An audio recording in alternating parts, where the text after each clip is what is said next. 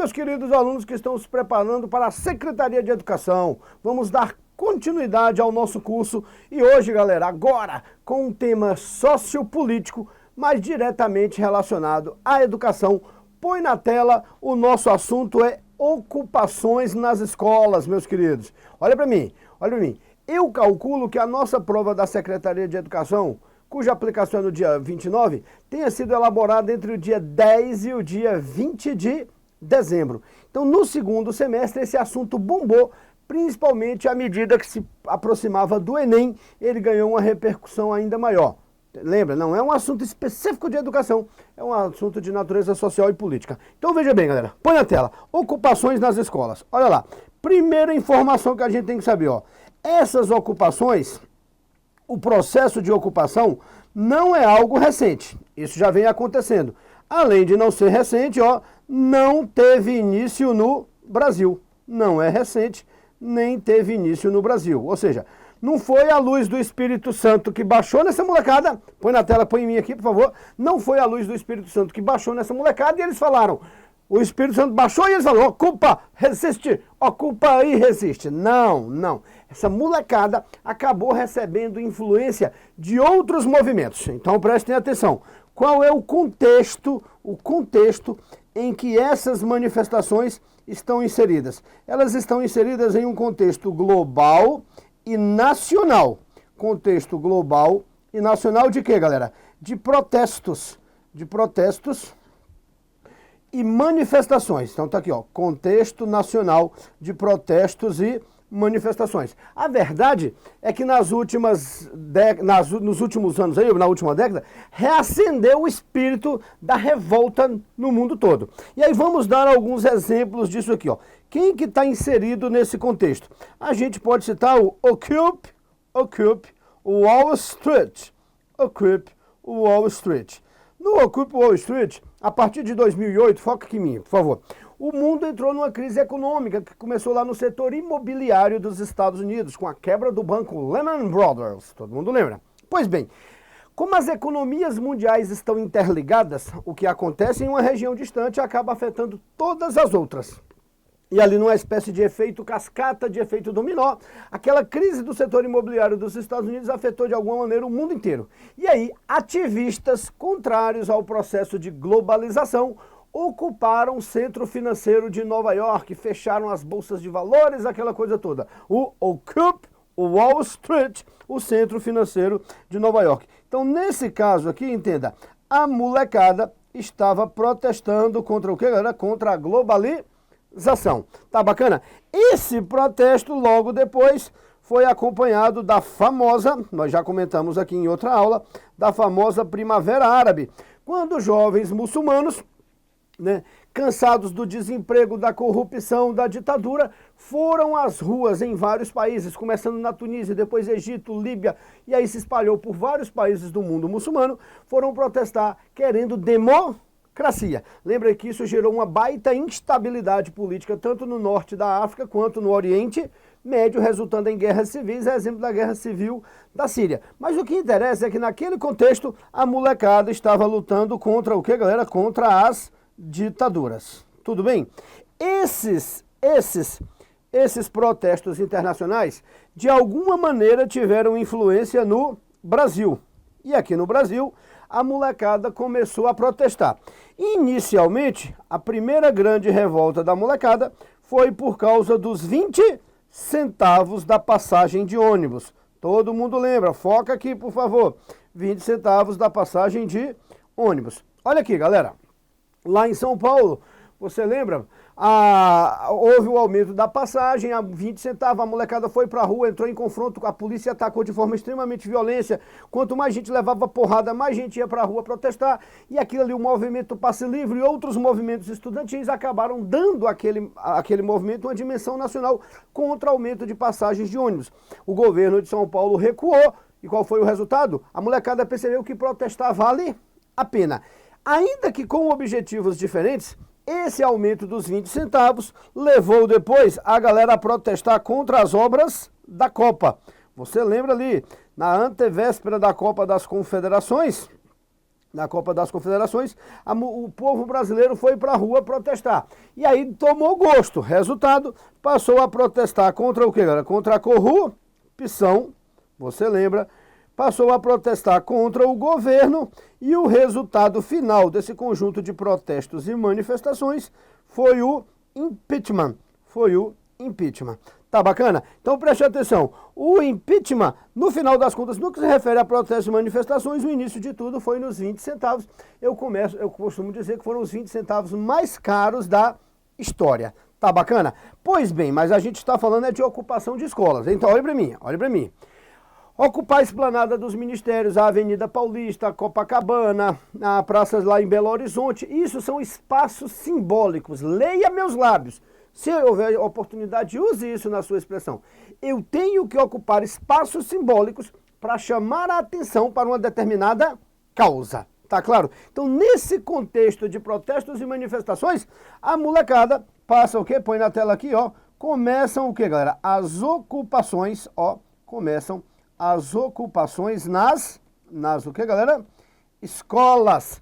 Começam as ocupações nas escolas. E aí, vamos lá. O início de tudo isso foi onde?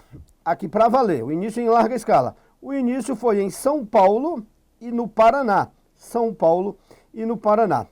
Nesses dois estados, um monte de menino foi ocupar espaço protestando contra o quê, galera? Ó, primeiro, retirada de direitos dos professores. O governador Beto Richa, lá no Paraná, começou a retirar direitos dos professores, a molecada se solidarizou e começou a ocupar escolas, além de outras questões. Então a molecada foi ali e aquilo ali serviu de exemplo para outros. E lá em São Paulo, o governador Geraldo Alckmin lançou um projeto lá de fechamento de escolas.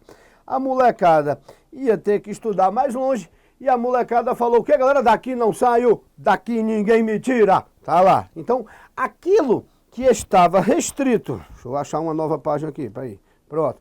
Aquilo que estava restrito ao Paraná e São Paulo acabou tomando uma dimensão nacional, o que foi que contribuiu para que isso tomasse uma dimensão nacional. Então vamos colocar aqui, ó, por que que as manifestações acabaram tomando uma dimensão nacional? Por quê? Porque, olha aqui, ó, por quê, galera?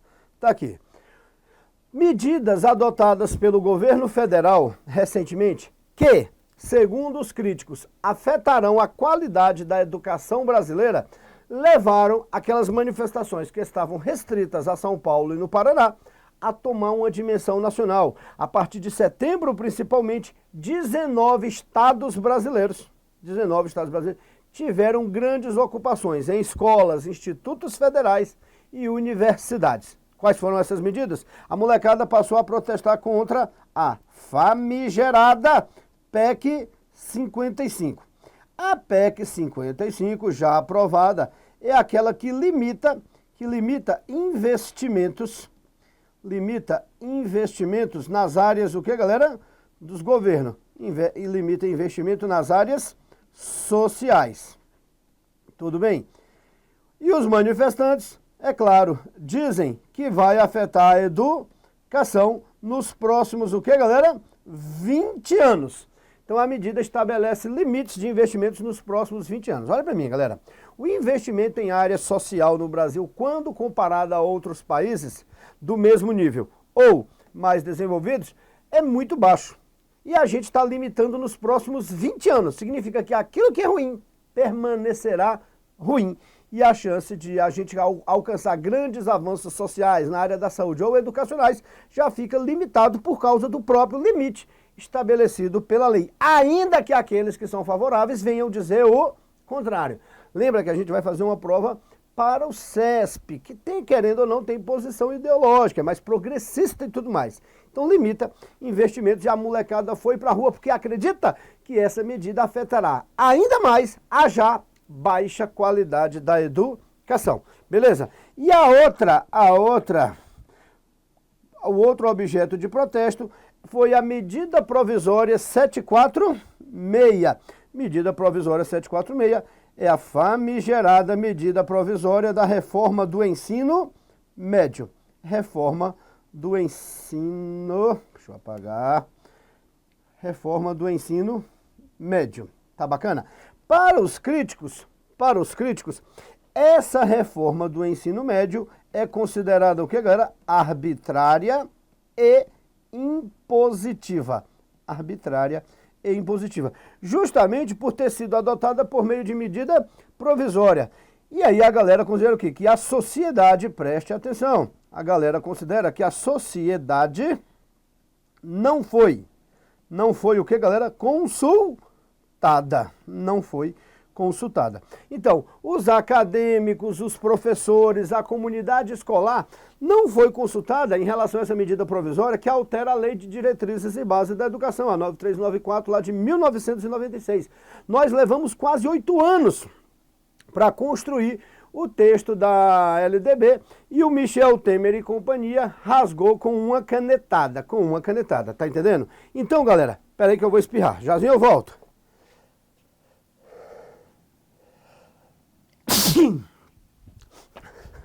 Já voltei, você nunca viu isso em gravação, não é pra cortar não, deixa meu espirro aí, porra, tá entendendo? Então qual é o barato? O cara veio com uma canetada e mudou tudo aquilo que a gente fez ao longo de anos. Então, por não ter sido consultada, por a comunidade escolar acreditar que isso vai atrapalhar ainda mais a qualidade do ensino, a molecada passou a protestar. Lembra que essa medida provisória, ela aumenta a carga horária de 800 para 1.400 horas, ela estabelece que tem matérias obrigatórias e optativas, obrigatória todo ensino médio, português, matemática e inglês, optativas, filosofia, sociologia, educação física e arte, e o que vale é o que foi publicado lá em setembro.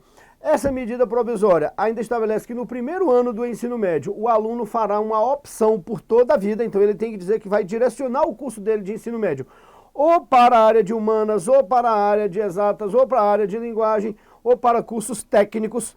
E aí os críticos consideram que o estudante é muito imaturo ainda para tomar uma decisão terminativa como essa. E essa medida provisória ainda estabelece que pode-se contratar pessoas com notório saber. E aí está muito mal explicada essa história. E aí vai dispensar a licenciatura, né? Se dispensar a licenciatura, acaba com a questão do profissional, o professor propriamente dito. Então é um tema polêmico. E aí é bom a gente ficar de olho nessa questão toda, tá bacana? Então tá aí, galera, arbitrária e impositiva, a sociedade não foi consultada e a molecada foi pra rua protestar em todo o país. Beleza, olhem pra mim, galera. Como é que essa molecada se junta, como é que ela se organiza para fazer essas ocupações? Então preste atenção aqui. É possível a gente identificar um ponto comum em todo esse processo ocupacionista. Qual é o ponto comum, galera? O uso de redes, o que, galera? Sociais. Gente, lá no Occupy Wall Street, lá na Primavera Árabe, aqui nos 20 centavos, em todas as grandes manifestações que se observa na atualidade, você tem aí o uso de redes sociais. Não esqueça, nós estamos inseridos em uma sociedade tecnológica. Resultado, olhe para cá. O uso das redes sociais, isso é muito importante. Elas hoje, então, são consideradas importantes ferramentas de quê? É importante que você cite isso na sua redação, seja qual for o assunto, você pode usar isso na sua redação. Elas são importantes ferramentas de mobilização popular e exercício da cidadania e luta por direitos, né? Olha só, hoje, quando alguém compra alguma coisa numa loja e acaba atrasando a entrega, ou o produto veio defeituoso e a loja criou dificuldades para o consumidor, o que é que o cara faz? Ele vai no Procon, porra nenhuma, ele tira a foto da loja, do produto, tasca lá no Facebook, fala, olha aqui, gente, não compre na desgraça da miséria dessa loja, e aquilo tudo queima o filme da loja. Talvez não seja o melhor procedimento, mas querendo ou não, é uma forma de você reivindicar um direito que lhe foi negado, que lhe foi o que, galera?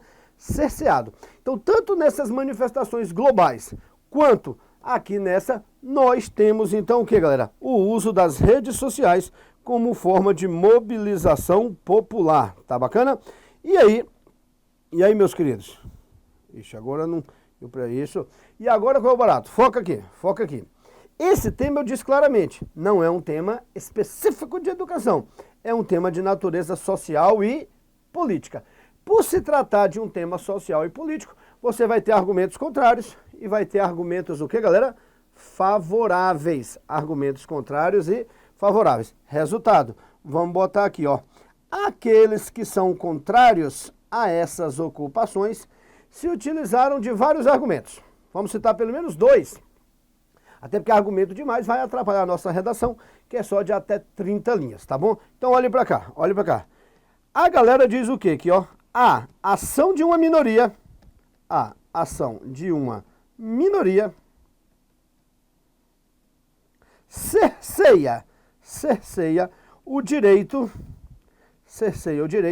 de a maioria, lembra? Não pode ir o sujeito preposicionado.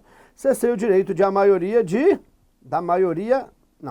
o direito da maioria, cerceia o direito da maioria de quê, galera? De estudar. Então veja bem, a molecada, não 700, 70, 100 meninos ocupavam a escola e outros 1.000, 2.000 ficavam do lado de fora. Tá bacana?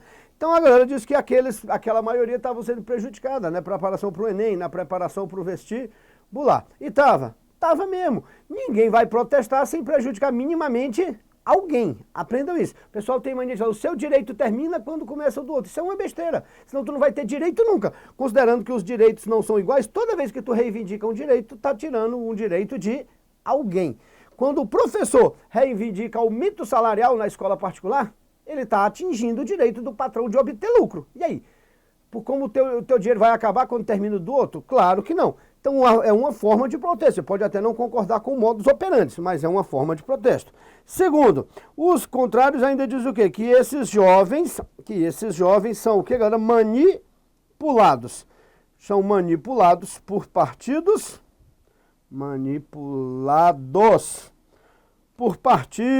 por professores, por entidades estudantis, por movimentos sociais e por aí vai. Como se os jovens fossem robôs solícitos, sem capacidade de crítica, que estavam fazendo ali só o que o mestre mandava. Tá bacana? E aí, aqueles que são favoráveis, que defendem os processos ocupacionistas, dizem o quê? Ó, primeiro, os jovens estão exercendo o que, galera? Um direito. Os jovens estão exercendo um direito, o que, galera? Constitucional. É livre a manifestação do pensamento e as formas de associação. Ah, professor, mas não precisa ocupar a escola. Se não ocupar um espaço simbólico, não vai adiantar nada. Imagina tu ficar lá no meio da rua. Fora Temer, volta à escola.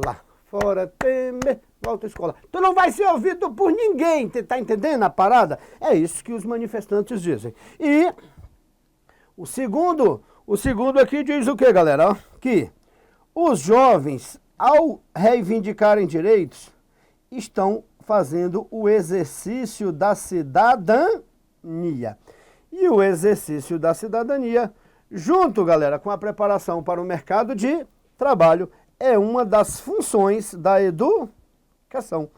E essa função da educação está prevista onde? Na Constituição Federal e na Lei de Diretrizes e Bases da Educação. Tá lá. Então, a escola, ao fazer isso, ao ter a capacidade de protestar, de se manifestar, de ocupar, a molecada está exercendo a cidadania e, segundo os que defendem, a escola cumpriu o seu papel, cumpriu uma de suas funções, que é o exercício da cidadania. Lembra? Mercado de trabalho e exercício da cidadania. Tá claro, galera? Qual é a chance disso aqui cair na nossa prova? É boa, é boa. Pode não ser um tema inteiro de redação, mas pode ser um dos pontos da redação. E agora prepara, que eu vou fazer aqui a redação para você ao vivo, cara. Eu vou juntar tudo isso aí para você, ó. Primeiro, olha aqui, ó. Deixa na tela. Eu vou falar aqui do histórico, vou usar até os conectivos, beleza? Depois a gente fala aqui, ó, por que tomou uma dimensão nacional, qual é o ponto comum, e a gente conclui falando se tratar de um tema político e que tem diferentes análises desse negócio. Então eu vou produzir aqui um pequeno texto para você, tudo bem? Vamos lá, foca em mim, põe na tela, vai ficar assim, assado, quando for lá, traz para cá. Então, lê meus lábios aqui. Se você não dá conta de fazer a porra da redação, transcreve essa daí que vai te ajudar de alguma maneira. Posso? Olha pra mim. As ocupações nas escolas brasileiras não são um fenômeno recente, nem teve início no Brasil. Estão inseridas num contexto global de protestos, manifestações e ocupação de espaços simbólicos. Exemplo disso é o Occupy Wall Street e a Primavera Árabe, quando ativistas, respectivamente, protestavam contra a globalização e contra as ditaduras. Esses movimentos internacionais influenciaram a sociedade brasileira, que passaram a protestar por vários fatores, indo desde o aumento de 20 centavos da passagem de ônibus e chegando a protestos contra a corrupção que levariam ao processo de impeachment. No contexto escolar, as ocupações começam no Paraná e em São Paulo, quando os jovens protestavam respectivamente contra a retirada de direitos dos professores e contra o fechamento de unidades públicas de ensino. Continua aqui, comigo. Deixa eu mudar a página aqui. Nos últimos meses, esses processos ocupacionistas tomaram uma dimensão nacional, em virtude de medidas adotadas pelo governo federal, tais como a PEC que limita investimentos em educação e a medida provisória da reforma do ensino médio que, segundo os manifestantes, afetam a qualidade do ensino e foi considerada arbitrária e impositiva, visto que a sociedade não foi consultada. Percebe-se em todos esses processos, seja nacional ou internacional, um ponto em comum: o uso das redes sociais como ferramenta de mobilização popular e exercício da cidadania, resultado da democratização do acesso à internet. Vamos lá. Vamos para a página seguinte. Por se tratar de um tema social e político, há diferentes formas de análise.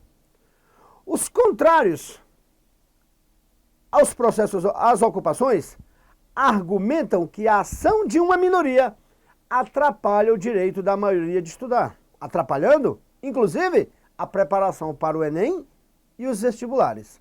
Dizem ainda que os jovens ocupantes são manipulados por professores, partidos políticos, movimentos sociais e entidades estudantis.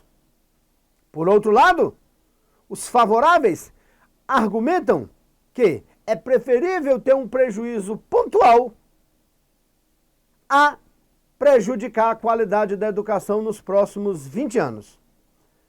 Defendem ainda a tese de que os jovens estão exercendo um direito constitucional de se manifestar e que, ao fazerem, estão exercendo a cidadania, que, ao lado da preparação para o mercado de trabalho, é uma das funções da educação expressas na Constituição Federal e na Lei de Diretrizes e Bases da Educação.